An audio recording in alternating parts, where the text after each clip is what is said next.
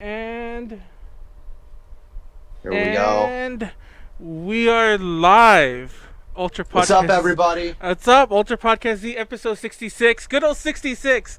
Last time, I didn't even realize that. I should have just called last week's episode 66 because last week we had it on 6-6. Oh, I can What's hear up, myself. Where am I everybody? hearing myself at? I don't know if that's on you, Matt. Oh yeah, I'm just turning it down. Yeah, Okay. that's through me. I just turned the Okay. volume down. But yeah, we're live. Ultra Podcast Z episode 66 on this lovely June 11th I night. can see it. As always, I'm your host, Manuel, leader of AJ Connections. We have a very special episode tonight, and joining us tonight is Matt. Can you introduce yourself? Hi, I'm Matthew Cartagena. I'm the lead singer of the band T-Gom, and I've been a lifelong wrestling fan since I was 12 years old. And it was actually wrestling that got me into music, and it was wrestling that got me into heavy metal, and it was heavy metal that got me into Japanese rock. So it's like one leading into the other, more or less. Nice. We have a lot to talk about tonight. In case you can't tell, tonight's episode is on wrestling, which is something rather unusual for us. Besides all the usual nonsense that we're going to discuss, like as in like we're gonna, I'm sure we get off topic here and then be random, but we have a lot of things to talk about. We're talking about wrestling and like how we like got into it at first. We talk a bit about the early days of wrestling popularity, like a mini history lesson through our own lenses. But a lot of what I want to talk about tonight is NJPW, New Japan Pro Wrestling, and how that ties into our other relevant topics, and of course AEW, and how that ties into not only our relevant topics regarding Japanese pop culture and all that stuff, also how that ties into almost our childhoods again, bringing back lots of memories of wrestling's bygone days. So there's a lot to talk about, a lot we're going to cover. You're going to get some links and other stuff, you know, like how things all come together in ways you never would have imagined. I think there's one thing I think I didn't suggest to you either, because I only just started paying attention to this wrestler a lot more. I'm sorry if there's more introduction we have to. Can I just kind of like go off the cuff and like real fast though? about... Actually, before you do your, actually the end of the introduction, real fast though, before you drop that, I want to get the disclaimer out because I know I'm gonna forget when you start talking about wrestling, about how especially once this hits YouTube. There are a lot of really awesome, amazing wrestling channels, blogs, what have you, podcasts. We're a pop culture podcast, so we're not a wrestling podcast. So bear with us, especially me. Not so much Matt. I think Matt could probably swing with the best of them, but especially with me, bear with me if I'm not the most most knowledgeable as you know some other people who discuss the topic might be. But I am a fan. Trust me. Go on, Matt. I mean, there's some people that go back and forth, but like for the J-Rock fans or people who are fans of Versailles, I just found out a wrestler. His name's Tachi, and he has like a very like Versailles Malice Miser type gimmick. He comes to the ring singing with a microphone. That's one I didn't I didn't grab a picture. Taichi, NJPW, and he goes to the ring singing. I don't know if that's even his real voice when he goes to the ring singing either. But it sounds a lot like Gact or Kamijo, like when he's singing himself to the ring. Oh, you know, I've heard of this guy. I've seen him before, and I didn't know what he was, as in like I didn't realize he was an actual wrestler. Like you know how like all wrestling does this when they get somebody to appear a celebrity or something. I honestly just assumed, here, this is him. Oh, I put him over your face, sorry. That's him right there in the corner. I honestly assumed he was just something like that. Yeah, his name is what is his name? Taichi. Taichi. Taichi. Just Taichi. Yeah, Taichi is his full name, but apparently just Taichi. Yeah, just Taichi. That's what he's known as. I actually stumbled across his site, not his site, but his page on New Japan Pro Wrestling. Oh, they have a really nice site. I think the girl who accompanies him to the ring is a Gravore model. I'm pronouncing it right? Gravore. Yeah. Oh wow, I'm seeing his. Miho Abe is her name, and this only I just found out the other day. So that's another like if that's a gimmick you couldn't see in the United States, you know. I like that we wish we could see. Like if they bring him into AEW, that would be really. But That's I'm sorry if we're actually going out of order. no, that's cool. That's actually a really good segue. Oops, I pulled off. Oops, sorry about that. I pulled off our logo, and it was everyone saw the old Ultra Podcast Z logo there for a second. But that's actually a very good segue because I want to talk about. Oh, by the way, chat is open. I see some people in the chat already. His theme song is from Malice Miser. Oh, okay. I didn't know that. Tim says, let me know the yeah, song. Yeah. Ave Mijo. Also, sorry, His valet. Tim. We originally were gonna have Konara on, and then it turned out that she canceled. So it's just the two of us. Tim in the chat right there. Probably would have hosted last minute if I had thought to have asked him, and I just realized that right now. But oops, my bad. So we could do another episode. There's plenty. Exactly. There's always new development. There's always new developments happening in wrestling. It's not too stagnant. There's never a time when there's like, oh, no new news or whatever. There's always something crazy going on every week. Exactly. We're more or gonna do less. this again. So anyhow, real fast, that segued nicely because that reminds me of when I first got into wrestling. A period, not quite the Attitude Era, but a bit before that. Before I go into my story, how did you get into wrestling, Matt? So it's a little bit of a sad and happy story. I think I posted about it on Facebook because Memorial Day just passed by. So it was my like a cousin in my family, and he got me into it. And it was like a match where like the Undertaker was burying some guy in a plastic bag or something like that. Mm-hmm. It was shit. something. It was, I think it might have been like during Undertaker Hogan feud when I was only like 5 or 6 years old. My cousin Marcus. He passed away from leukemia when I was younger, but like I still remember like everything he got me into. And then I was kind of in and out of it. Like I was thinking to myself, why is Hulk Hogan in WCW? And then I started watching more seriously again. Like my best friend Adrian got me into it, and then I started watching more seriously again once the invasion angle started because I was a mark. I still thought I thought it was real. I thought WCW really did invade the WWE. And I thought it could, like, if they lost at Survivor Series, it would have been like WCW Raw or something, or WCW Nitro replacing Raw. Like, I really thought that was going to happen. But, you know, like, I was like somewhat aware of how fake it is, but I wasn't sure how, well, not fake, but how staged it was. So, you know, some here and some there, you know, the great thing of this never-ending Broadway musical that is wrestling.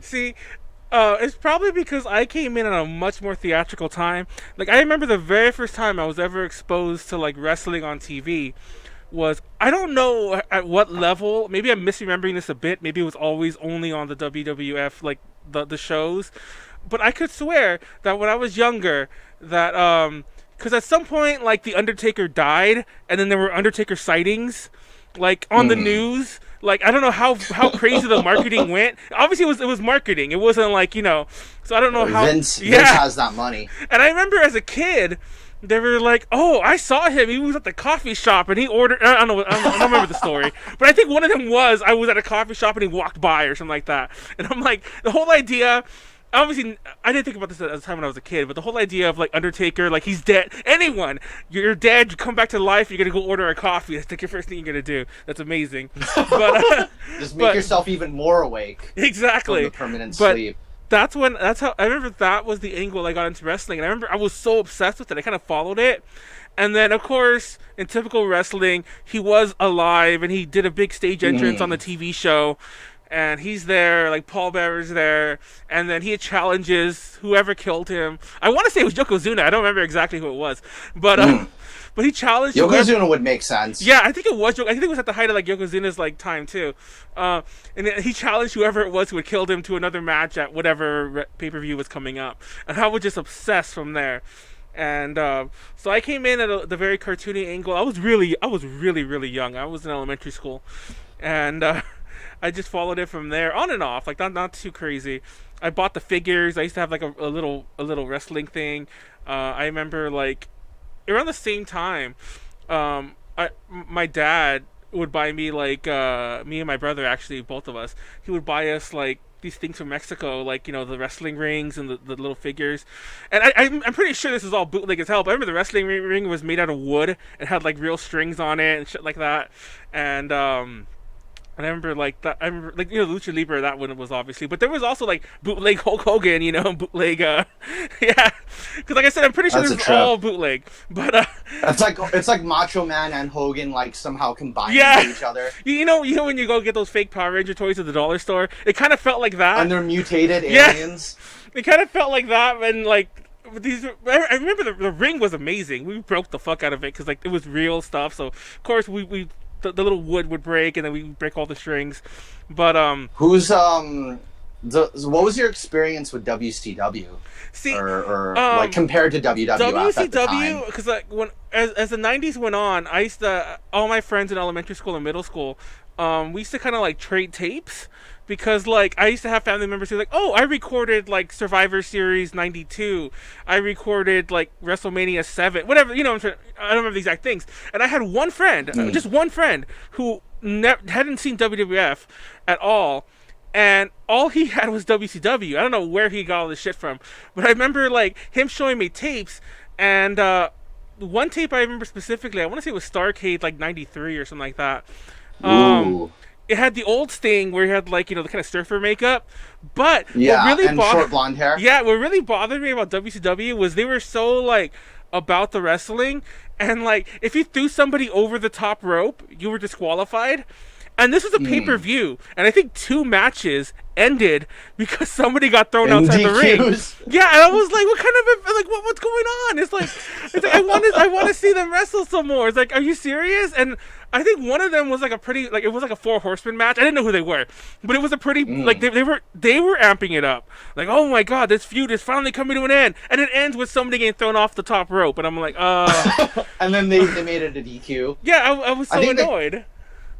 I think usually if it ends in a DQ or something, no, I think never mind. I was about to explain the Dusty finish, but I don't think Oh, I had it memorized enough, like what a Dusty finish was. and I Like can't. I know Chris Jericho and Billy Corgan like explained the Dusty finish.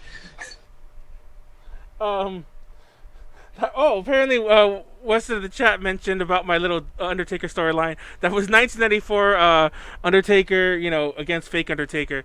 Yeah, I don't remember the exact specifics. Like I said, that I was like, I want to say just doing some quick little math there. I must have been like 7 or 8 at the time, so I was really really young, and so I only have the vaguest of memories. I remember being impressed by it though.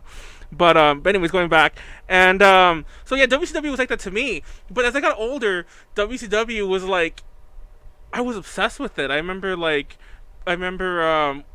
when the Scott Hall and Kevin Nash went over there and did the whole Outsiders thing.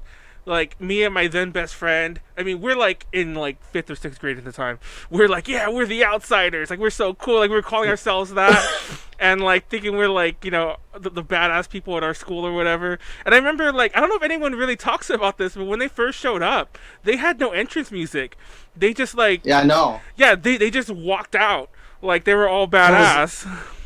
people really believed that they were sent there by Vince McMahon to Yeah, invade WCW. They really thought it was just like the other. just It's like like the the other invasion thing. Funny angle. enough, yeah. Yeah, they thought it was real. That's like the main thing that gets it going when you don't know what reality and fiction is. And they're starting to kind of do that a little bit again. Like they're blurring it. It's Like cool. even Chris Jericho on his podcast, he even like went into kayfabe, which is into kayfabe mode, and you weren't sure if he was being serious or not. You know, you weren't sure if it was like when they do that is when it becomes most interesting. Like the Kenny Omega Kota Ibushi storyline right now is generating a lot of attention and a lot of interest because some people don't really know what's real and what's fiction. Like they don't know if those two are like in love with each other, in a platonic relationship, or or if it's just all an act. Yeah. Or there's a lot of things. There's a lot of questions that generates, but it generates a lot of interest. Do you want to start segueing into New Japan or? Yeah, I'll just wrap this up real fast. That was pretty much it.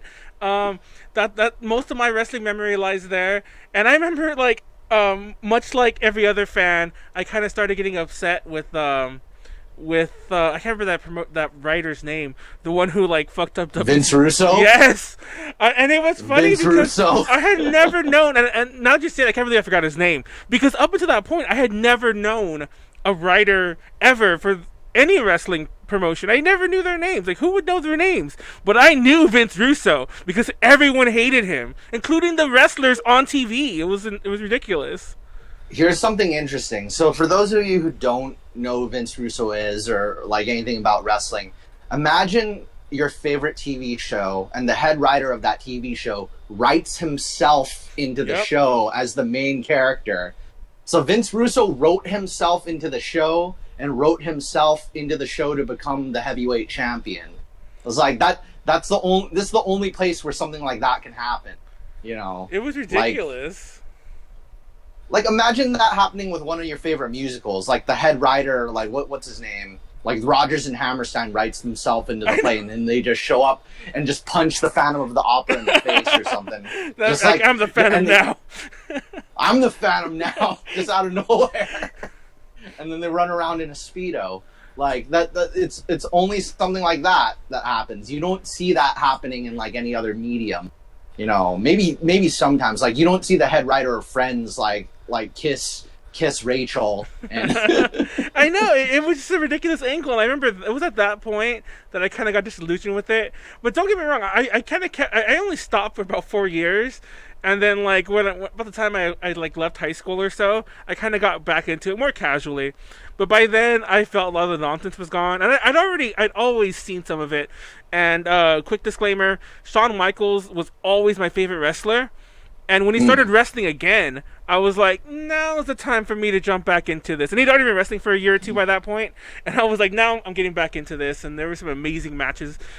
Michaels and Jericho. I forgot, was that WrestleMania? That was a big one, yeah. Yeah, that's Chris Jericho's favorite match. Oh, really? I didn't know that. That was an amazing match. And I remember watching that, and I was thinking, like, Shawn Michaels doesn't really have it anymore. It's been a while. He has all these injuries. But he still had it. I was like, good God. And he, of course, wrestled like after that as well. But still, oh, man. So, yeah, let's move into New Japan Pro Wrestling a bit. Funny enough, I put this in the notes, like, I didn't realize when I was younger, even moving on beyond Scott Hall, Kevin Nash, I didn't realize when I was younger that all these wrestlers jumped all over the place back and forth. Like, to a degree, all over the world. Yeah, to a degree you don't see anymore, really. You see it a bit, but like you don't really see it this way anymore. Like, oh, they were in New Japan for a year. They were in like AWA for a year. They were in WCW for a year. They were in some random something mountain wrestling for another year. I'm like, what the hell? Who are everybody goes Yep. all over the place. Like, Hulk Hogan was IWGP champion. Yep. For a bit. Yeah.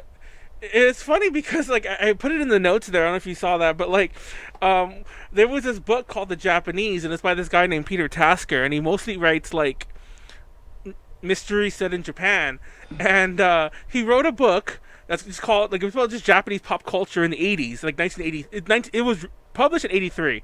So it's Japanese pop culture in the early 80s. And it's about music, it's about all this stuff. But there's a part where they talk about wrestling, like a lot of it, the whole chapter on wrestling. And wow. I can only imagine he went to a match. And he saw, an event, and he saw Hulk Hogan. I don't know who it was. Maybe somebody knows. This might be famous. He injured somebody, and they had to get carried away on a stretcher. A real life injury, like he shot on him. Yeah, it was a real life energy, and the guy had to get taken away. And apparently that did end Hogan's tenure for a while. I don't think forever, but that it did. Like, he was no longer the top, like the high card wrestler, whatever the heck you call them, and. And I remember in the book, it's like, oh, what the guy he injured, I forget his name, is like, oh, his career bounced back, don't worry about that. But Hulk Hogan, we'll never hear from him again. And I was just like, oh, man, if only you knew, because I think we can all agree, NJPW or not, Hulk Hogan is like the name anyone thinks about when you think of wrestling to this day. For good or bad. He's the Mickey Mouse. He's the Mickey Mouse of wrestling. It's the Mount Rushmore will always be Hulk Hogan, The Rock, Stone Cold, and now to a degree, like, whether you're a fan of him or not, John Cena, and then there's more guys. Kenny Omega, I think, is going to be the next, guy for like probably our era. He might become our era's Hulk Hogan, depending on like how big AEW gets.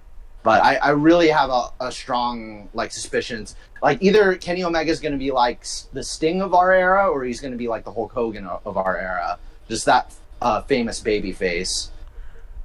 It's that beepy noise. I don't know.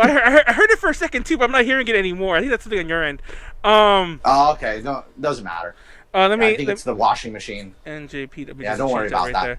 But NJPW and Kenny Omega, just changing our little subject line. I keep forgetting to do this. Sorry, guys, if you're watching on YouTube, you might want to rewind a bit because we talked about it earlier. But but no, NJPW. It's funny because I actually knew this without looking it up. That like that note wasn't just research.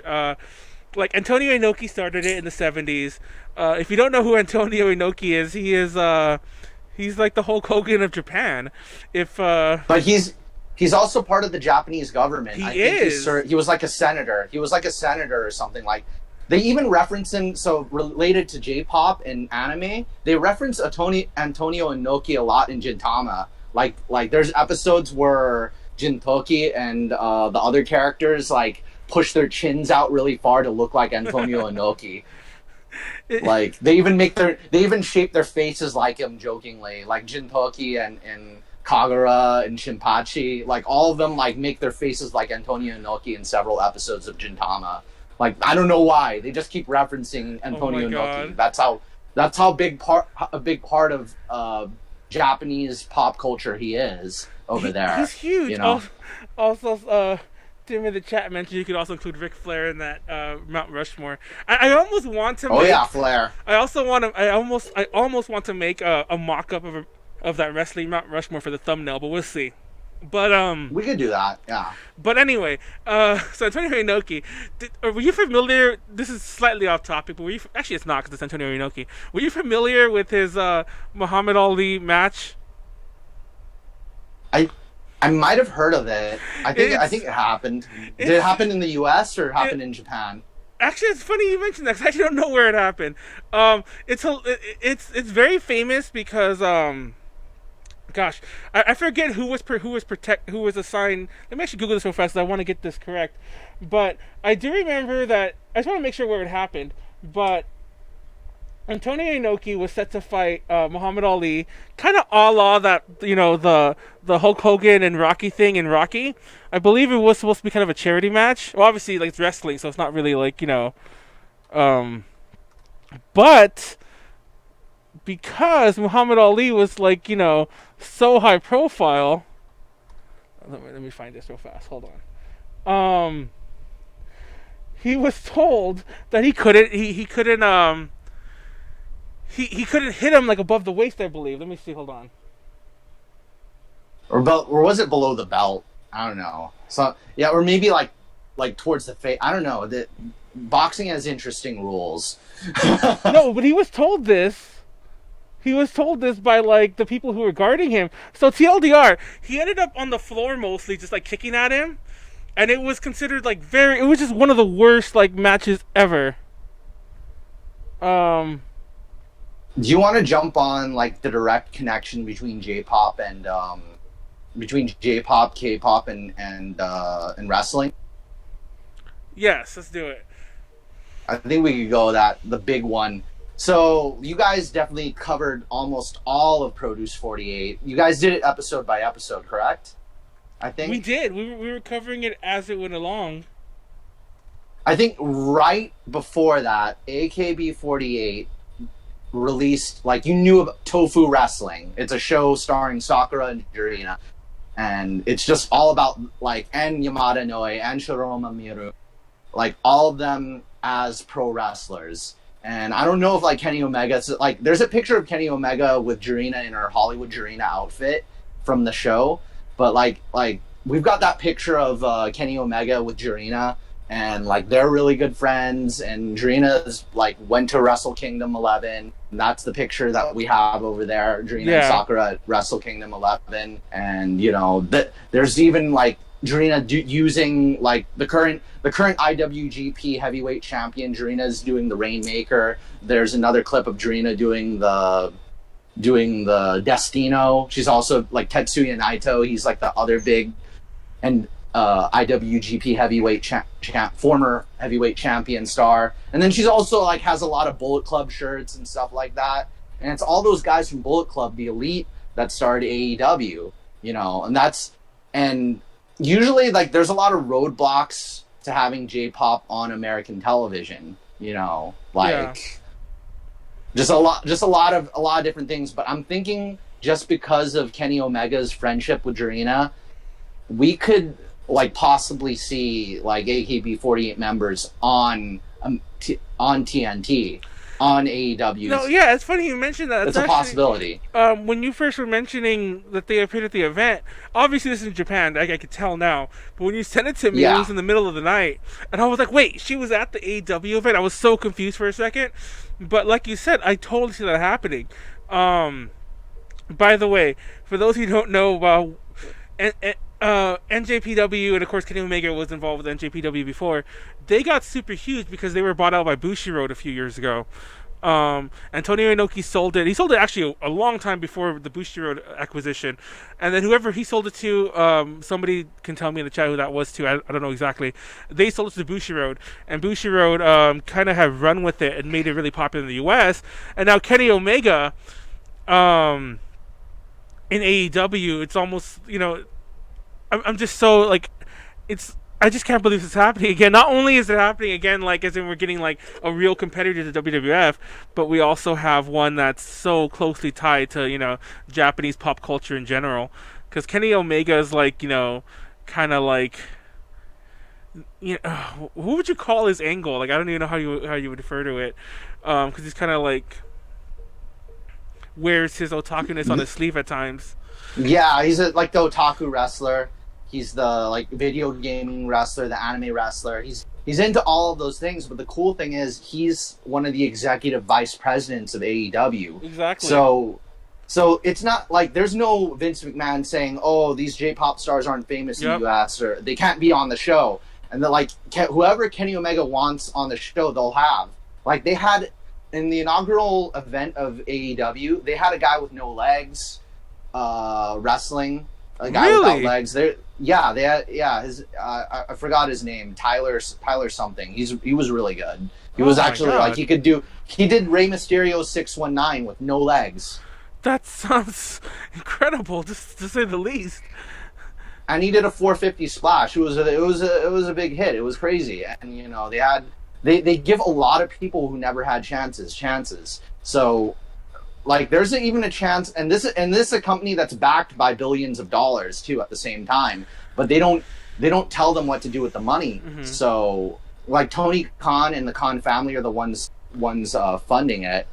I know. So, I saw that, and I looked into them. And I'm like, are they shady? But they're actually not shady, from what I understand. And I'm impressed by not only that, but I'm impressed with the level of control that they're basically giving AEW. Like the Khan family are not the McMahons, like you said. They're not, you know. They're letting them have free reign. They're not inserting themselves into it. Kenny. That's why I don't rule out the possibility of a J-pop star performing on the AEW programming. Or Eyes One. Like, I don't know how close... Like, I know Kenny and Jarena are pretty close, but I don't know how close Sakura is to Kenny. Exactly. So what do you think? Like, Eyes One performing on AEW television? I'll be real, because Eyes One is going to Eyes One is going to KCON in July. It was the same time as AX, actually, funny enough. They're going to KCON in July, and they'll be in the US. So I thought KCON was in August. Wasn't it? KCON here is in August. But I think they're going to KCON New York. New York's July, New York. And they're going there. I don't think they've been announced here. I don't know, or have they? Somebody tell me if they have. I haven't kept. The first AEW show is going to air in October, but there's going to be an AEW event in August 31st. Yeah. So it could line up. It could line up. Well, you kind of broke up there, but you're saying it could line up. Hello? No, you're fine. You broke up for a second, but you're fine now. It happened on your end too. Oh, so it was probably me then.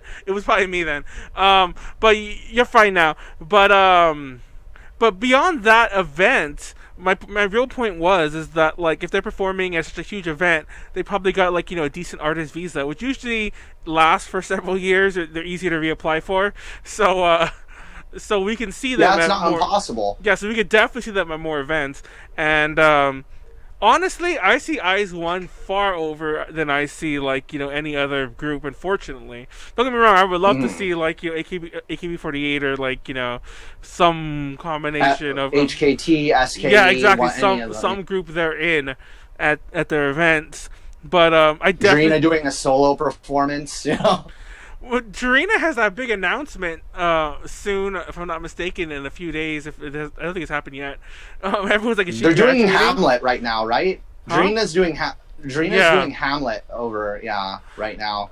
So there's right now, other than that, like basically, I think I think AEW should jump on like K-pop and J-pop, because it seems like WWE is kind of ignoring like both J-pop and K-pop. Like Vince McMahon basically, like whatever he says goes, Yeah.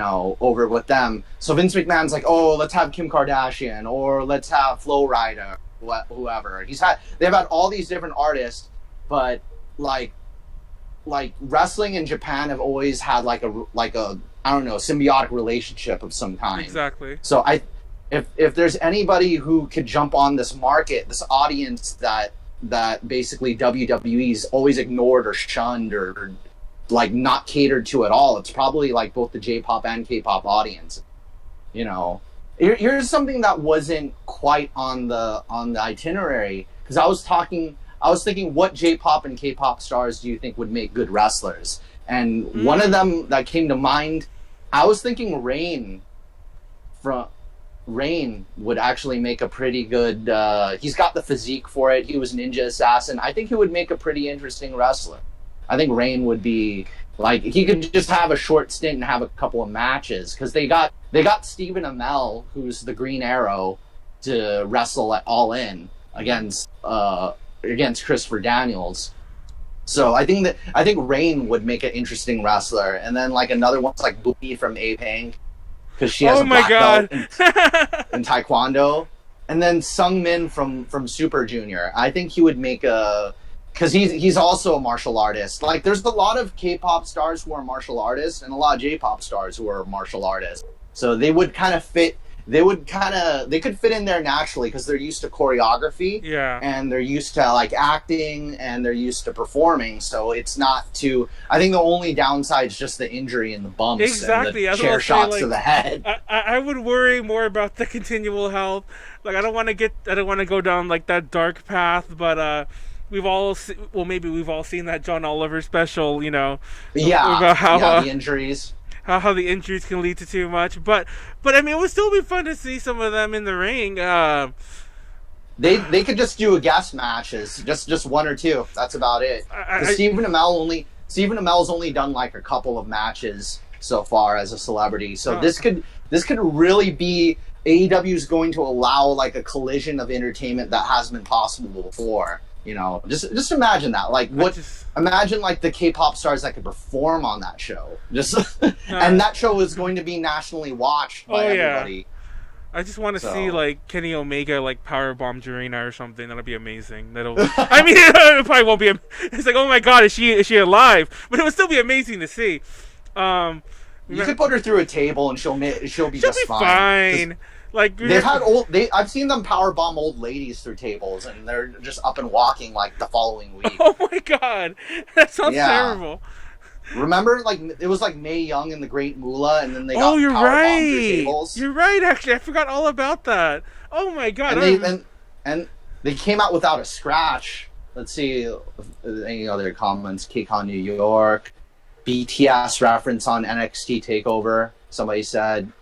Stardom and DDT have wrestlers. 2 p.m. What are those? What are Stardom and DDT? Takeon from 2 p.m. Yeah, he'd be interesting to have on AEW. He'd be cool, And then Tiger Mask. They got to sign him. Yeah, because he's part of Tiger Mask, the whole Tiger Mask anime.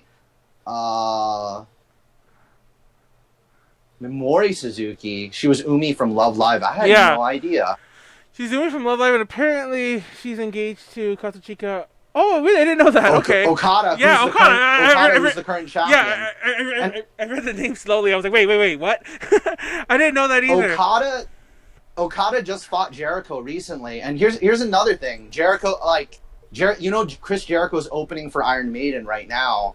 I think Chris Jericho could become a really big. I want to meet Chris Jericho and explain Visual K to Jericho, because I don't know how much Jericho knows about X Japan, because both Yoshiki and Chris Jericho have been at the Revolver Golden God Awards. So I'm wondering, like, if Chris Jericho knows Yoshiki at all, or if he's talked to him. I'd imagine that because of Jericho's, like, what's the one I'm looking for? His Chris Jericho could read kanji. Yeah, so I'll say, like, I was always under the impression, like, he's not the Kenny Omega character-wise, but I think he is the Kenny Omega almost in spirit, in terms of, like, his otaku-ness to a degree. So I wouldn't be surprised if he wasn't at least familiar with it. And X Japan's huge, especially if you live in Japan.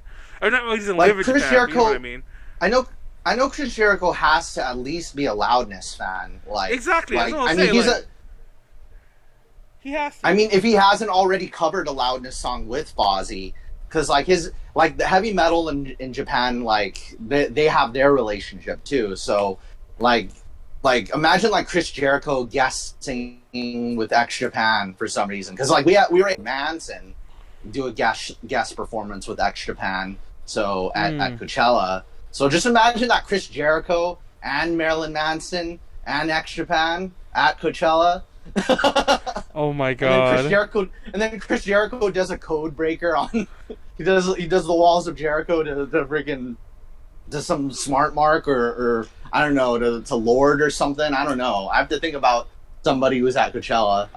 Somebody. So some DJ. That would be crazy. But that's just different worlds colliding that you wouldn't expect to. Some people don't realize what AEW can mean to other mediums of entertainment. You know, just so many different things. It's not just one thing. I kind of hope that maybe like Kenny, the Young Bucks, and Cody could watch this podcast, and this could give them some ideas. I know we could. Yeah. I don't know. Speaking, not to jump back to it, but like we mentioned it in our little pre-show talk that we were having about Lady Beard and whatnot. He has that group. He has that group Deadlift Lolita, and I would love. And there have been. I believe he has crossover, if not with NJPW. I think with what's the other one? All Japan. So he was in DDT and Kenny Omega was also on DDT Wrestling. There you and go. Oscar was also on DDT Wrestling. Wrestling. I'm trying to remember what that promotion was called. Cause I know it wasn't. DDT. I knew it wasn't New Japan, but yeah, he was on another wrestling. See, not the DDT small, by the way. And I want to like someone's gonna be like, they're not a small one, but there's so many smaller. There's a lot of It's hard to keep track of them all. A lot of different promotions. Yeah, earlier, like I said, the Mountain Wrestling one. Somebody's like Smoky Mountain Wrestling. Apparently, they're known enough that somebody was able to correct me in the chat. I skipped over that. Yeah, that's Jim Cornette. Yeah, I skipped over that. It's way further up. But yeah, I just remember it was something Mountain Wrestling. So Smoky Mountain. That sounded like I made it up. I didn't say it, but I thought it was Smoky Mountain. AEW but anyway, should sign Lady Beard. I know. AEW should. And like so many guys. So many people. That's going to be another crossover. Exactly, and then we could see a performance there. Speaking of like performances I would like to see, we could see that. We can get like, even though Lady Beard's no longer actually in Lady Baby, we could also see Lady Baby maybe. But Deadlift Lolita is the new group. Exactly, Deadlift Lolita is the new group, and like I said, the girl Reika, whose last name escapes me right now, Reika is also a wrestler. So Oh, I didn't know that. Yeah, she's like really buff, and she also wrestles as well. I have no idea. Somebody can tell me which. I don't know if she like wrestles continuously, like she has a contract with the promotion, but she definitely wrestles a lot because I follow her on Twitter. Once again, yeah, all these audiences WWE keeps ignoring that AEW could access just because they're gonna have more yeses than Vince is gonna have nos. That's the main thing. Like, Vince is going to be like, no, if it's not Kim Kardashian, I don't want it. I know, pretty much. Vince McMahon. WWE today is, I don't know about WWE today. Real fast, it's also, as a nice little aside, for those of you who heard me say WWF the entire first half of the podcast, we're referring to it by era, though. Yeah, like exactly. Actual, like before 2002. Yeah, what's funny is I think that lawsuit that they had with the World Wildlife Federation made them retroactively erase the WWF. But On the network, they yeah, changed it. So and they have a lot of people still saying it, but they have the logos blocked off. no, it's even crazier because I've met fans like who aren't even that. Like, I understand if they were kids, but I've met fans like about about our age, like in their 20s. Well, I'm not in their 20s, but in their 20s. And I've met fans, and they're all like, "What are you talking about, WWF?" I'm like, "Oh, you mean WWE?" I'm like, "Yeah, but they were WWF before." It's like, "No, they were always WWE." And I'm like, "Oh my god, they've really done their work well," because I've met many fans who have tried to correct me as in like, oh, you don't know what you're talking about. I'm like, what are you talking about? But anyway, yeah, I still like to separate them by era. I don't like to retroactively always call them WWE because they were WWF. Like I remember back during WWE with Hulk Hogan, but it's like it was, or WWE with Randy Savage. Like Randy Savage was there when it was WWF. Yeah. And like I think Randy Savage could be on the Mount Rushmore. He's pretty like. He's probably one of the other most known guys because everybody knows the Slim Jim commercial. And oh god, yeah, Slim Jim. Like, I almost feel because like obviously I've seen some of his matches. Randy Savage. Yeah, I can only imagine I have, but I can't think of a single one off the top of my head right now.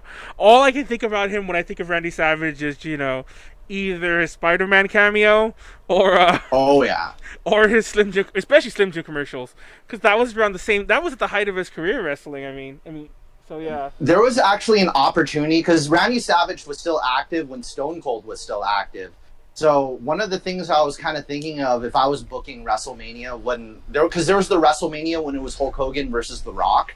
The other big match they could have had if WWE played nice was Randy Savage versus Stone Cold. Yeah. That would have been like, and then flip it the other way, Rock versus Randy Savage, and then Stone Cold versus Hulk Hogan. Those are like the 4 matches they could have had, but they couldn't have them. I mean, they had a Ric Flair versus Rock, so at least we got that, a bunch of times. And then we had Chris Jericho versus Hogan. Chris Jericho, I wonder if he's like a lucky charm. Because just about everybody he's wrestled has become like super famous. So I'm thinking that's why I'm thinking the whole Kenny Omega thing could be like his setup for him becoming like, our like the Hulk Hogan of 2019 or the Rock of 2019. Well, I really think he's going to become the next big thing. A lot of people are already saying that. I think he already was like a big thing because like I remember even when he was starting out in WCW. Well, he started out long before that. In the USA. Oh yeah. We're talking about Kenny Omega. Talking about Chris Jericho. Kenny Omega. Oh, Kenny Omega. Sorry, I thought you were talking about Chris Jericho still. Chris Jericho. I was thinking Chris Jericho makes people famous. I see what you mean. And he's wrestled. Yeah. Oh yeah, and I think Kenny Omega's star is definitely rising. Like I said, Bushiroad and NJPW did a really good job promoting him like in a scene that would accept him like as like this household name. And now with AEW, it's no longer just the Bushiroad, the like weeb crowd, the otaku crowd. Now it's the national crowd. Not to say he wasn't known before, but yeah. Because you're going to see him weekly on TNT in October, so we're going to be live in a very different world the second it starts airing on TNT. I probably should have checked into this, but is it also going to be similar to the Monday Night Wars? Is it going to be like they compete? That's what everybody's talking about because Raw isn't going to air. But the thing is, I think Raw is going to be on Monday, and then they're leaning. They're not sure if it's going to be Tuesday or Wednesday. The news hasn't gone out yet, so. It's not going to be. If you're watching this episode later on, we don't know yet. Yeah, okay. Today is June 11th, 2019, so it hasn't been announced what day the weekly show for AEW is going to be. So, and the funny thing is, Chris Jericho was on Monday Nitro like 19 years ago. So his last match on Monday Nitro, I think, was him versus Booker T. Yeah. Before it went out, before he left for the WWF. At the time. Yeah, exactly. At the time. It's funny, all this stuff that we're going on about. But yeah, I remember that was the Y2J entrance. But I remember like... The big one. When he was in WCW, though, I remember just like... He was wrestling like at every show. Like, I remember at some point they even commented... I can't remember who commentated at the time for WCW. But even whoever commentated for them was even saying, it's like... You can't say, because I think it was intercontinental or whatever they call their championship, the mid-level one at the time. He's like, he was the champion, and they're like, you can't say he doesn't defend it because he comes out here every Nitro, every Thunder, every pay-per-view, and he's defending it. He's defending it, and there'd be times where I swear it's not that he looked tired, but he would come out and he'd be like, yeah, do his shit. I mean, it would be good.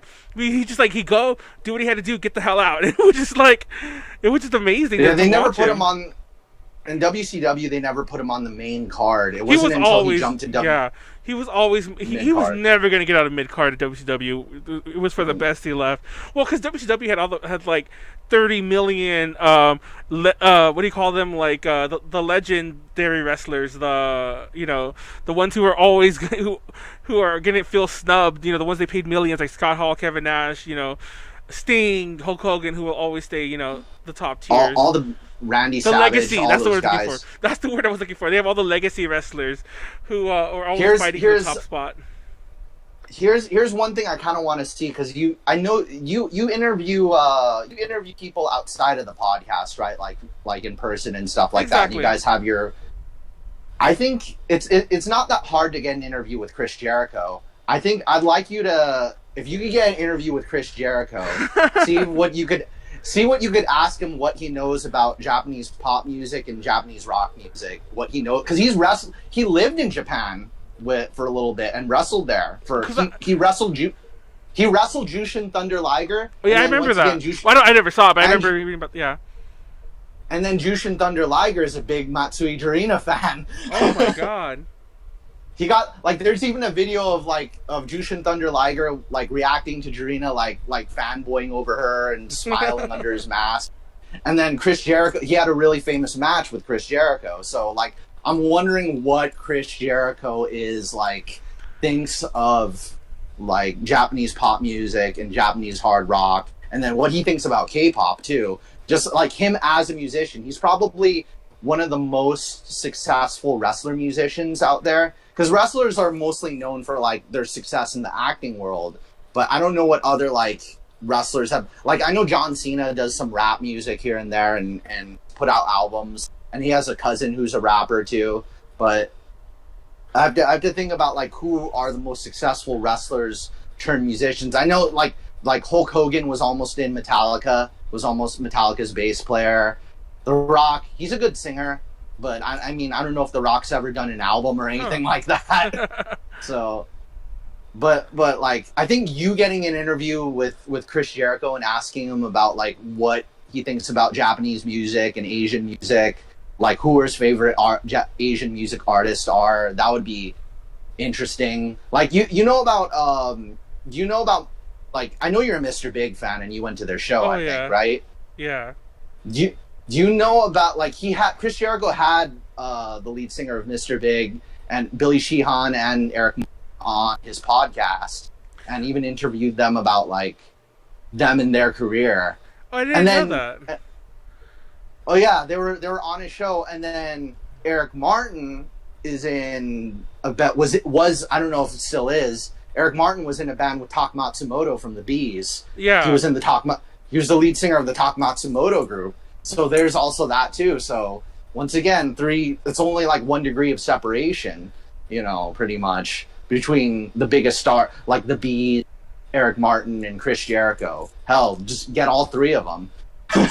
Well, I think to some degree, it's almost similar to some of these older rock groups. It's kind of almost like a running joke. Any wrestler could pretty much, if they're willing to go to Japan, they could hit it big if you're decently talented and you want to get some sort of career going. So it's almost funny because Mr. Big is the epitome, the literal epitome of the Big in Japan group.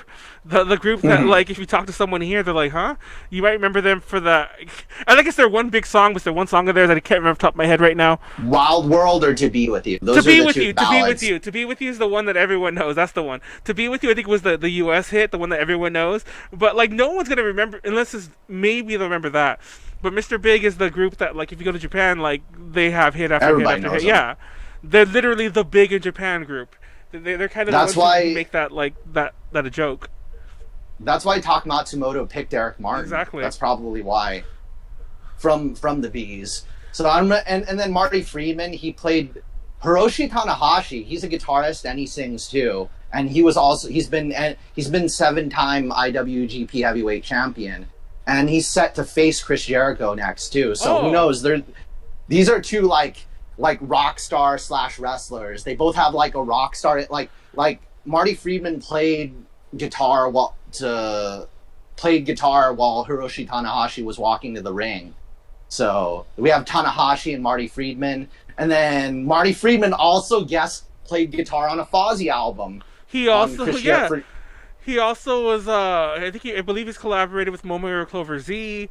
Countless. The list is endless. I know, like I say them, and he's also like, no joke, like you might have seen it, but whenever like somebody wants to talk to like an American about idol music or whatever, they'll interview him. Like, you know, in Japan, I mean, they'll always interview Marty Friedman. Yeah, they'll interview him. Like I've seen documentaries about Morning Musume, AKB48, and it's almost like, why are you asking him? And it's because he's like the resident like American otaku fan that's like around, and it just happens to be he's also like a musician himself. So I'm wondering what, like, because Chris Jericho and Marty Friedman, like, Marty Friedman worked with Chris Jericho on Fozzy already, so I'm wondering what the relationship, and then he played Tanahashi to the ring. Exactly. And Tanahashi and Chris Jericho are going to face each other. Hell, maybe Marty Friedman should be the guest ref at that match. Just imagine that, Marty Friedman as the referee for Tanahashi Jericho at Wrestle Kingdom. According to Tim, by the way, Macho Man released a diss record towards Hulk Hogan. Mitchie James released a country album, and Sasha Banks is a fan of anime, K-pop, and J-pop. Sasha Banks should sign to AEW. Also, Manuel, you suck. No. Oh wait, why? What did I do? Oh, I know you. It's Danny. What are you doing here? Sorry, no strong zero for you. Fun fact: a friend just messaged me back from they might have messaged me earlier. I just saw it right now though. That theme song for Taichi, the NJPW we mentioned earlier, it's actually Pageant, which is a Mwadi Sma song, which is Mana's other band. According to it's a Mwadi Sma song, not really Miser. So just fun fact, I thought that was interesting to know. Yeah, he a friend of mine. I messaged him because I don't know why I had Facebook open, so I messaged a friend. Yeah. So a legit VK song is a wrestler's entrance. It is. And a current wrestler, too. Exactly. A current famous wrestler who's going to... And he'll probably wrestle at Wrestle Kingdom. Like, Taichi's coming up. He's a very popular heel. Well, not popular, but he gets a lot of heat. You know, just because he, like... That theme song goes on, like, nice and slow and, like... just to piss people off, and he just, like, I don't know if he lip syncs into the mic. I need to watch that. I need to watch his intro because my friend sent me a video too, and I was like, oh, I'll watch that later. I don't want to get copyright claimed right now, but oh yeah, and it's like, I'm glad they're not like taking that down, and like I think they're going to have New Japan's going to have some shows in the US soon, so coming up for the G1 climax, and then, you know, recently John Moxley, he's also going to bring in some like mainstream attention. A video you should watch is probably what wrestlers listen to metal and all the bands that they like. You know, because there's a lot of metalheads in wrestling. You know, like I'd say, like a lot of them, and then some of them are in bands too. Like Seth Rollins, his song is like basically a metalcore song, and then some of them after that, like Frankie Kazarian. He's in AEW and he plays bass in a band. So I'm thinking of more stuff. There's just going to be like, I wonder how many guys like, I wanted Chris Jericho to sing himself to the ring. That's what because he sings his own. I'm actually surprised that's never happened. I would assume it would have. I don't follow him enough to know if he ever did or didn't, but. Because Chris Jericho's current theme song is a song by his band. Yeah. So it's like, he's walking to the ring while like, his song is playing over the intercom, over the PA system. So I'm just wondering, like, if Chris Jericho, they should just give him the mic and he sings himself while he's walking in the ring. My God. And there's even a video of like Tanahashi from NJPW who's him playing guitar in like a VK. Like they did this for April Fools, but it was like this VK-ish type video. I'll send it to you after we end this. Okay. But I think I could post the link in the chat. Tanahashi and it's like Tanahashi and JPW. What was it? I'm getting hungry. NJPW, April Fools. I'm pretty sure he was playing guitar in that video because he actually plays guitar in real life. I forgot where I found that video though. I accidentally opened the pageant song, and I forgot that it'll still pick up on the podcast because it's speakers. But oops! I don't want YouTube, like, not that we make much money off this podcast. I just don't want YouTube because when they copyright claim, it also affects the reach. I don't care about the money. Yeah, it does. The money's pennies, but I don't want it to affect the reach. So I don't want to click that. Yeah, the exposure. I killed the first few seconds. I played the first few seconds of pageant. Hopefully, Mana doesn't notice. Let's see. Oh, there's a lot of The things. song's called Pageant? Yeah. Elias? Who's Elias? Also has a background in the music. Tanahashi does air guitar a lot. Tokyo Makabe loves idols. A lot of them love idols. Yeah, R-Truth. I think getting AKB48 on AEW would automatically sign Makabe right away. Makabe is a former... Let me see. I'm pretty sure Makabe is a former IWGP Heavyweight Champion. Well, you're looking that up. Fun fact, real fast. I was talking to Matt earlier before we started about Kenny Omega, and like I was doing a ton of research on Kenny Omega. Not that I didn't know about it before, but I was just trying to fill up like as much as I could. And this is so stupid and so obvious, but I didn't know until before we started. Actually, I think it was earlier today? It doesn't matter. I found out recently that Kenny Omega is in the Koisudu Fortune Cookie video. Koisudu Fortune Cookie, the song by AKB48. It's so obvious. I'm so stupid for never have noticing. And yeah. And it was during his... I'm pretty sure it was during his DDT days. Yeah, it was. When he was in DDT, he wore green trunks. Nowadays he wears like the pants tights now. But he wore the green like Speedo thing, and the boots. It's just funny. I never noticed that. I'm like, oops. I can't believe. I'm just so shocked. I've literally watched that video maybe like 20, 30 times, and I've even seen that clip. Like there's gifs of that clip everywhere. I can probably find one to share on Twitch or something like that. But yeah. I think it was like. Yeah, exactly. I think we could put like a still of that on here. We could drag a still of that. I think I actually have one on my computer because I was sending it to somebody. Let me see if I have it still. Do I? No, I don't. No, I don't. I'll find one because they're easy to find. It's like you type in Kenny Omega Koisudu and it comes up. I can't say Koisudu tonight. Kenny Omega. Sorry, by the way, when I keep like ducking really low, I put my second monitor in a very awkward position that I regret. So I have to duck really low to get to it. Not to get to it, but to see it accurately, because it's really dark in here. It's also really hot. I don't know if you have AC, Matt. I don't, so I'm like dying. I've got AC. Yeah, I'm like dying horrible in here. It's like over 100. Well, it was over 100 today. It's just kind of hot in here still, like residue hotness. That's even a thing. Here it goes. Let me add it in. So this, for those of you who don't know, or don't, this is Kenny Omega. There he is. That's him on the left. I mean the left. I can't tell here. Well, his left. That's him on the right with his green trunks, like we mentioned earlier. There we go. I centered it. Oh, there we go. Yeah, that's him. That's him. On our right, his left. But yeah, it's on our right. Kenny Omega does some singing. I have to think about like, I think the one thing I want to see more than Tanahashi versus Jericho is probably Tanahashi and Jericho do Battle of the Bands. Yes. Because they're both bring a lot more music in. They're both heavy metal guys. Yeah, like Tanahashi plays guitar and then Jericho sings in a metal band. So they should just do like Tanahashi and Loudness versus Jericho and Fozzy. That would be. And they should do a show. I'll go to that concert. I'll get front row tickets to Tanahashi and Jericho. Not wrestling, like jamming out. I know. Straight up. I'd watch that. Have you seen? Do you know what Tanahashi looks like though? A little bit, because there's some J-Rock guys I think would make good wrestlers too. Like the lead singer of Nocturnal Bloodlust. Oh my god. Built.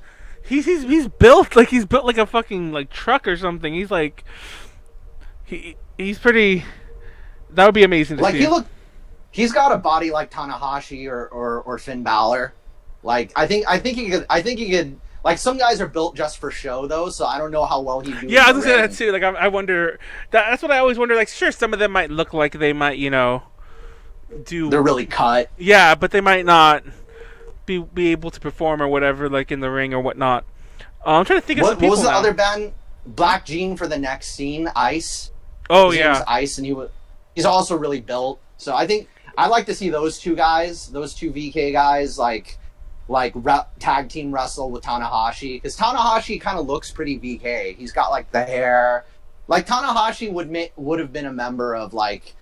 Tanahashi looks like he could have been a member of like Color or X Japan or yeah. Let me think. What band do you think Tanahashi could have been in? Because I don't know if you know what he looks like. No, I don't know what he Hiroshi looks like. Tanahashi. And I'm trying to find a picture. I think that would look great here. I don't know if any of those bands. I would totally see him like.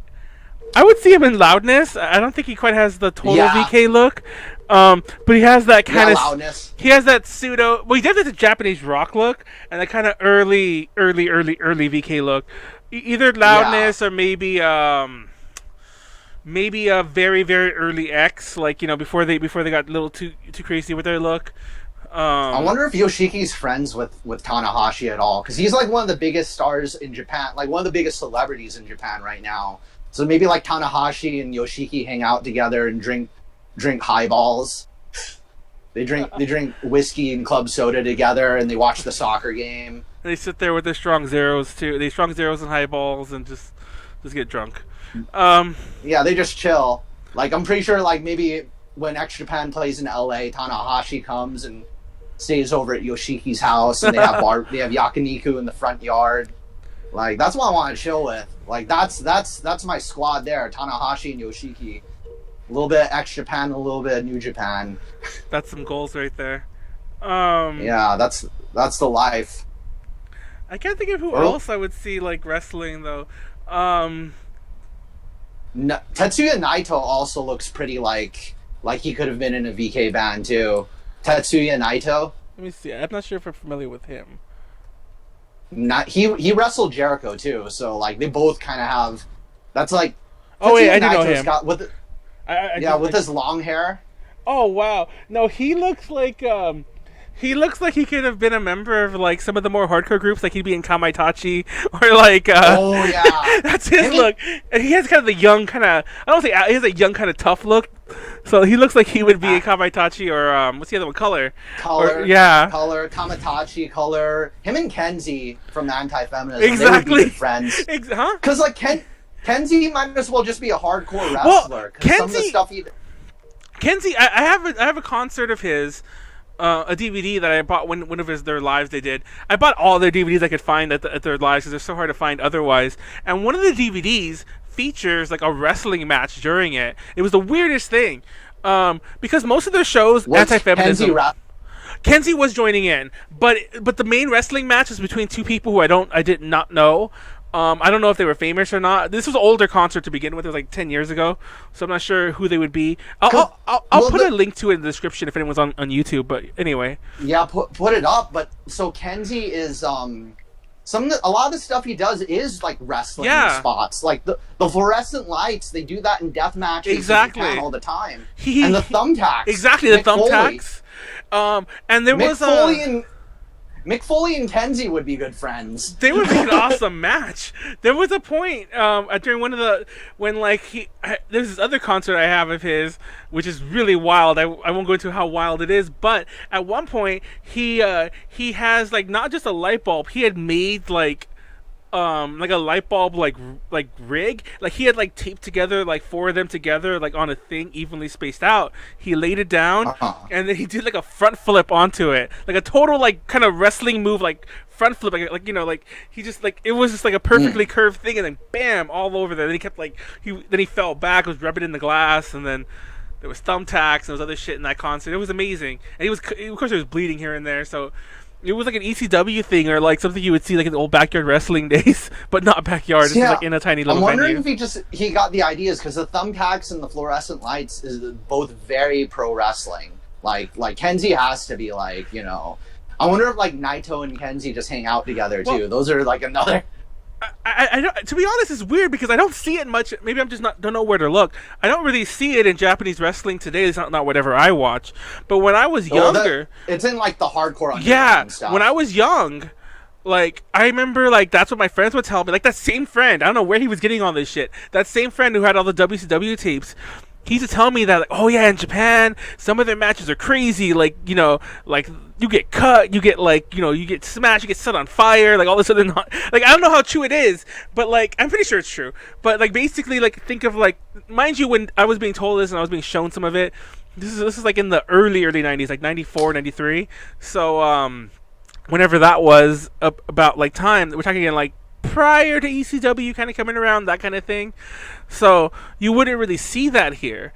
And I remember he was just telling about this, and I was just so amazed. But it's funny because I never really thought about that again, because I don't see that in Japanese wrestling today. Like you said, I'm sure it's in the underground.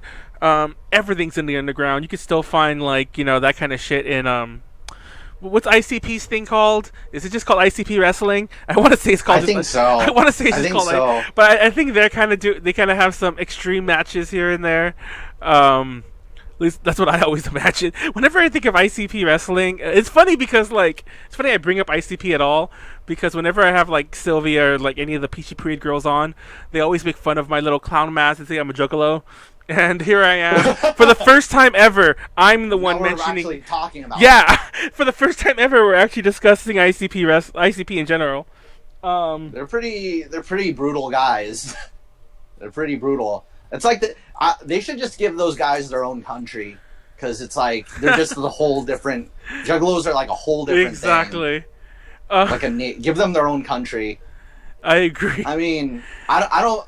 I've never really listened to their songs, but I don't really have anything against them. When I was younger, I similar to the whole, because if I'm not mistaken, they were involved kinda in WWF back then, weren't they? During the Attitude Era, didn't they make appearances? Am I making that up? They've been involved with WCW, WWF, yeah. and TNA. So I remember, like if you watch the Wrestling with Regret videos, they actually talk about like ICP's involvement. Yeah, because I remember seeing them, like, and I think that was funny enough. Like of all things, that's where I kind of got introduced to them. And I had a friend. Different one, not the same WCW like Japanese wrestling. I know them from Mad TV mainly. I know I ICP never saw just them because of Mad TV. But I had a friend who actually was a Mad fan TV. of theirs. So I used to, I don't want to say I listened to them, but I used to listen to them secondhand a lot when I was like in junior high, early high schoolish. Like when your friend had something. Yeah, I go to my friend's house like and like, you know, we'd be doing dumb shit that, you know, junior high and high school kids do, and we'd be sitting there and he'd be playing his ICP albums, and I'm like, oh, this was okay. It's like, it's rap, but it's also, I remember slashes on some of the songs. It's also kind of like rock rap, and then a lot of it's about like murder and weird shit. So Bring Around the Rose. Yeah, that's all I remember was that a lot of the songs are about blankets, magnets. How do they work? Oh my god, they're singing about stuff like that. Fucking ICP. Here's my Hiroshi. A little bit of Hiroshi Tanahashi for you. So I don't know if we don't have like any time limit. I'm starting to get a little hungry, so yeah, we're gonna wrap it up at about 20. We're gonna wrap it up at 8:30, our usual time. Also, because we don't have that much of an outline, I didn't want to. Usually we are 90. It's funny you mentioned that, because I just wanted to get back on Tuesday, because we've been missing so many other things. Our show is typically, when we first outlined it, it was 75 minutes to 90 minutes. 90 minutes used to be our soft upper limit, but as our usual fans watch, we do go on to 2 hours usually. I did not want this to be one of those nights, mainly because I do want to come back to this topic. We're not wrapping this up, but I do want to come back to this topic real fast. I have some, funny enough, I think one of the friends who is a friend of a friend, was a booker or a promoter. I don't think they weren't talent. They were like some sort of on the business end for ICP Wrestling. Funny enough, so hopefully we get them on. Huh? I think we should actually also. How much of Tofu Wrestling have you seen? Not too much. I'm familiar with it though. I think we could probably like review it like episode by episode. We should, maybe, if you guys want. We can start that. We'll review an episode. We'll watch an episode, then we review that. We could make a sub podcast out of this, and then like have little segments like this. I wouldn't mind that. It's like episode 3 of Tofu Wrestling, episode 4. Yeah. It's a very interesting show, and the crazy thing is that I think it was the last thing they filmed right before they went to Produce 48. Like it's like 1 second. I wonder if the AKB48 girls were thinking like, hell, if we could do pro wrestling, we could learn Korean. That sounds about how they came up with that. How they think about it is like I just got a chair hit over my head and I just fell onto a ring. I just took a bump on the ring. So if I could handle all that pain, I could probably handle like learning Korean and yeah, and everything going on with that. So I think what was you guys' let's go a little bit on to Jarina, because I don't know how much you guys covered it, but I kind of had the suspicion that because Jarina is such a big star, I think she could have like if she stayed on the show, because I have a feeling there was like a backroom deal. Oh yeah, for sure. To have her not be on the show anymore, and pretend to be sick just so she won't like. Because if they had both Jarina and Sakura in Eyes One, I was thinking, I'm surprised that they got Sakura in there. I'm just like, but yeah, definitely, without a doubt.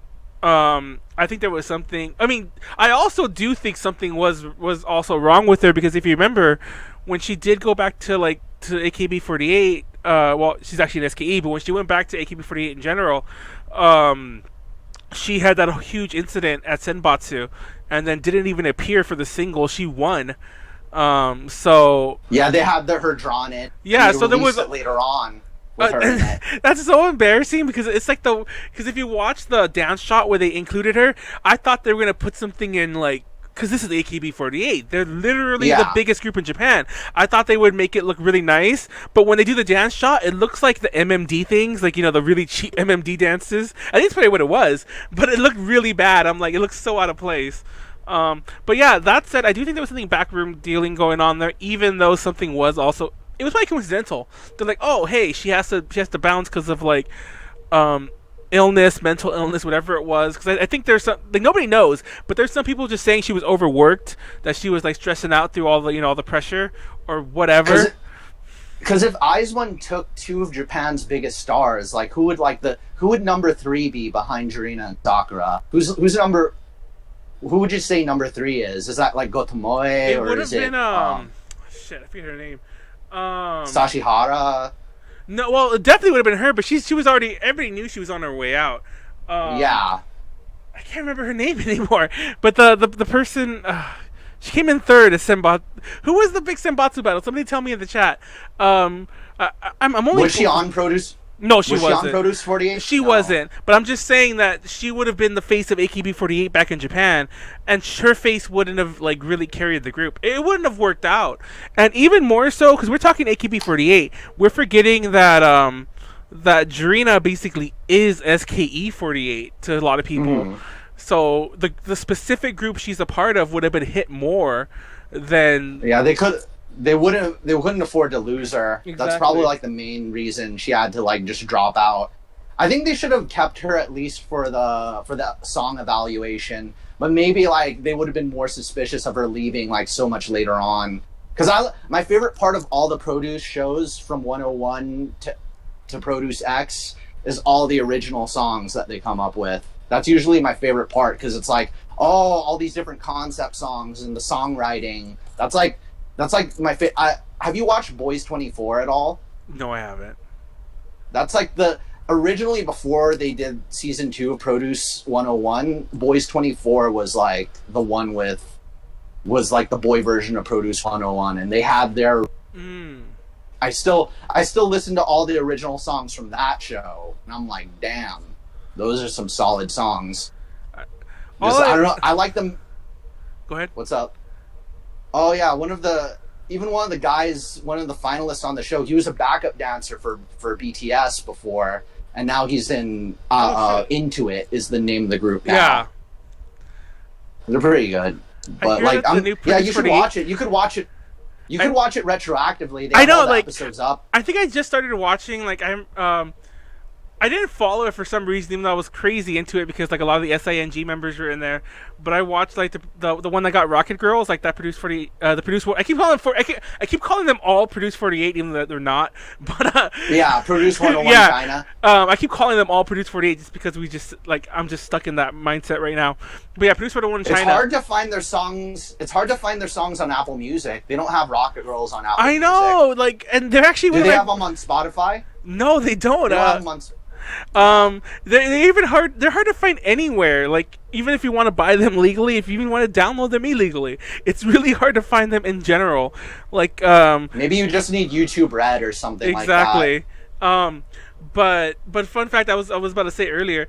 I hear that the next Produce 101 is gonna have like much longer contracts. I think I want to say like, aren't they doing like 5-year contracts now?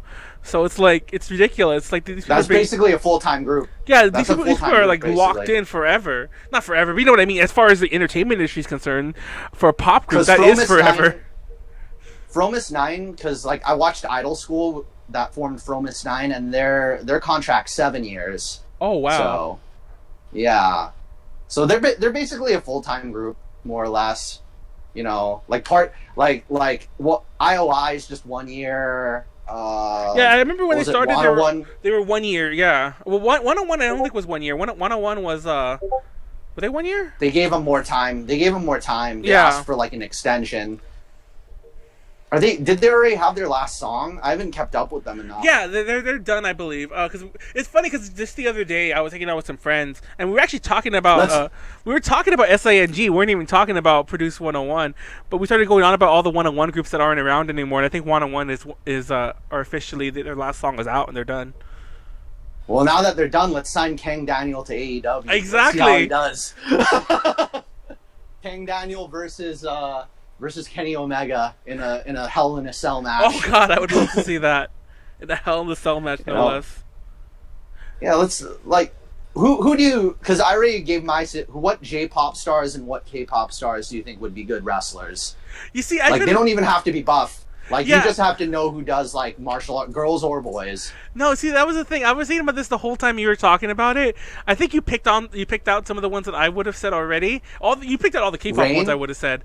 But I'm trying to think of the ones. Well, Rain is a very obvious one. But I'm trying to think of 'cause some he's of buff. I'm trying to think of some of the others.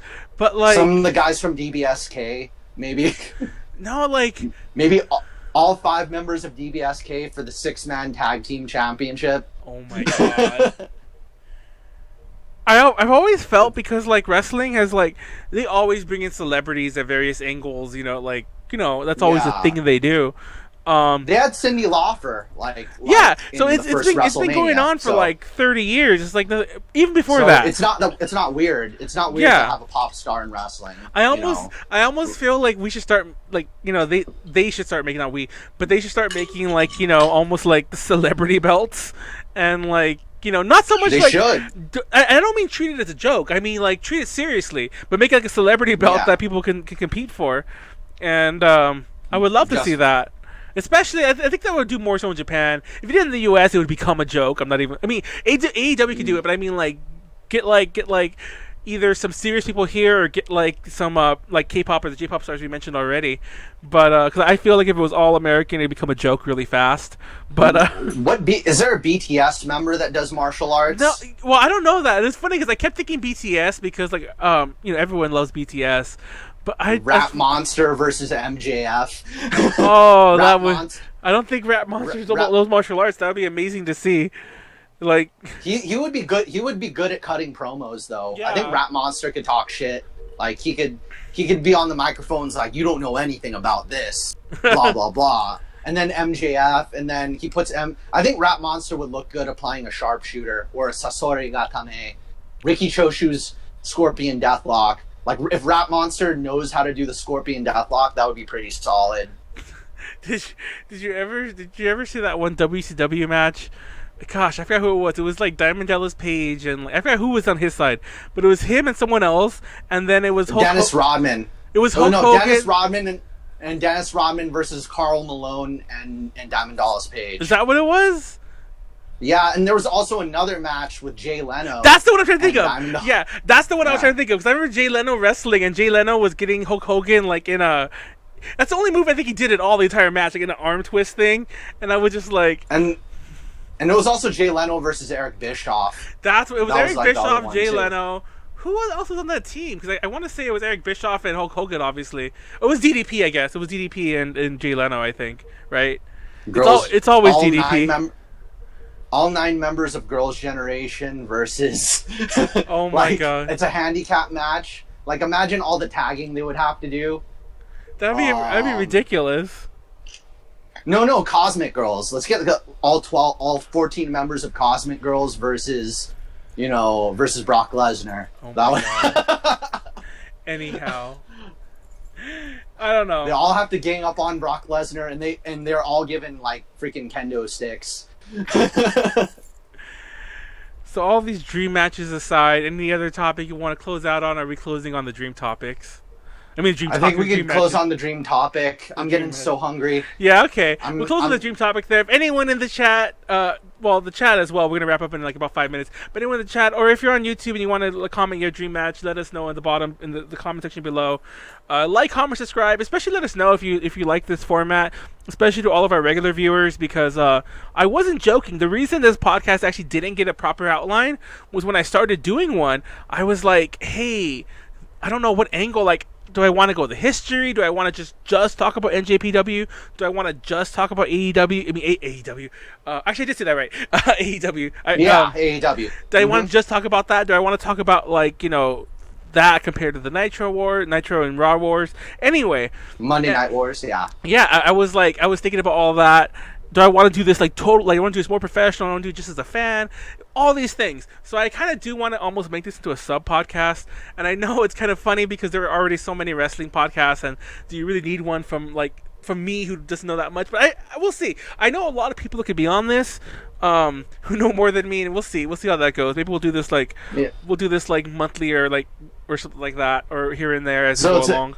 Basically, this would be like Asian pop and into wrestling. Exactly. The main thing is like even if like suddenly the Rocket Girls make a guest, because there's this organization working with AEW called OWE. Yeah, and they're like I didn't even know about Chinese them. wrestling. Yeah, exactly. I saw them earlier. Wrestling. I saw them when I was looking at AEW. And then next thing you know, Sunny from Rocket Girls shows up with a trash can and she just breaks it over the guy and she drops the elbow from the top rope, just out of nowhere. I would love to see that. It's all what was it? 11? Was it 11 girls or was it 9? In How Rocket? many girls were in Rocket Girls is 11 girls or is it No, 9 it's girls? 9. It's 9 girls? Right? Yeah, so 9 girls and then give all of them steel chairs and have them my God. have them in a match. I'll book it. I'll book all the crossover Asian pop music, or was it Jay Cho? Yeah, Jay. Like I can't believe I didn't mention him at all. Jay Cho versus Chris Jericho. That would be pretty solid. That'd be a great match. Because he could do. Jay Cho does martial arts. I think that'd be Jay Cho versus Chris Jericho in Beijing. That would be a big deal. That would sell out seats. That would. I would see that. I would see that. But yeah. On that note, if you let us know about that. If you feel like supporting us on Patreon, patreon.com/AJConnections, you can get a lot of perks there, little as $1. I think $2 is the minimum thing we have. But if you can't, then just watch our stuff, share it, all that good stuff. That's all that really matters. Shout out to Ed and Kenneth, the patrons. They're awesome. So please, if you want to join that little shout out list, go ahead. If not, like I said, the best you could do is just keep watching us. I don't really, the money's good, but I'm not trying to do this for the money. If I was, I'd be doing something else. I'd be picking much more popular topics. Our next episode will be next Tuesday for sure. It's either going to be on cosplay or maid cafes. I know there's like 2 completely different things, but it really depends on which guest is able to confirm first. Because I kind of soft booked both because neither of them were really confirming. So it'll definitely be cosplay. It's more the maid cafe one that we're wondering about. I'll send you pictures of this cosplaying wrestler, Hikaru Shida, and she was at Double or Nothing. She looks and the crazy thing is she looks exactly like the new Tifa for the for the Final Fantasy VII reboot. Like God. she looks exactly like her. It's crazy. West in the chat, real fast mentioned if I donated, Manuel will use my money for alcohol. Fun fact, because there's actually a fun fact that people don't seem to know. I mentioned this actually, I think on the last podcast. Funny enough, I personally, like Manuel Figueroa, personally does not get the Patreon money. Because I mentioned this in the past before, but I actually don't own A to J Connections anymore. So believe it or not, that money is not mine. It kind of does go to me eventually though, because then I pay for the XSplit license, I pay for the other stuff we use. But yeah, so all the alcohol you see me drinking is paid for just by Manuel and his own personal hard work. So yeah, if you donate to Patreon, Right, directly out your wallet. Yes, if you donate to the Patreon, don't worry, you are supporting A to J Connections. And to be honest, even if you paid for alcohol, you're kind of supporting A to J Connections anyway, because we usually all drink it together. So anyway, but no, real talk. If you donate there, that'd be awesome. If not, then whatever. But next episode will be either on Cosplay or Make Cafes, 7 p.m. Pacific Daylight Time. Sorry. And thank you, Matt, for joining us. It was fun. I really enjoyed this. I was kind of a little worried because not only did we not have a proper outline, but we also there was a technical difficulties on both of our edge, but we did well. Yeah, there was not too many problems. Too sweet. So this, yeah, you know about it. Too sweet.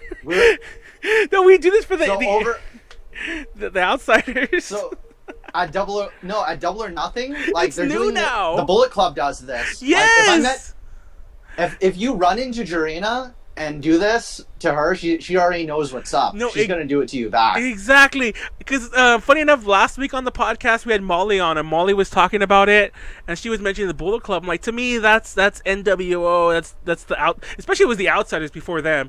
Before NWO was the Outsiders. That's like what Scott Hall, Kevin Nash would do. And I'm like it's back, but it's not Scott Hall and Kevin Nash. And I don't know how I feel about that. But I actually feel fine about it. At Double or Nothing, like I was going up to complete strangers who were wearing Bullet Club shirts, and all of them and me were all doing this. Like I did this to like the whole line at Double or Nothing. I could tell you about my personal experience at Double or Nothing probably at the next podcast. Yeah, for sure. Because Next one, I think we'll probably do a segment. We'll talk about Double or Nothing, and then we'll probably review one of the Tofu Wrestling episodes, and we'll have some other nonsense going along. But yeah, that's it. That's Definitely. our show. Thank you all for watching, and good night on this lovely night. We made it to exactly 90 minutes. Thank you all for watching. Catch you next week. Too sweet. Woo, Too woo. sweet.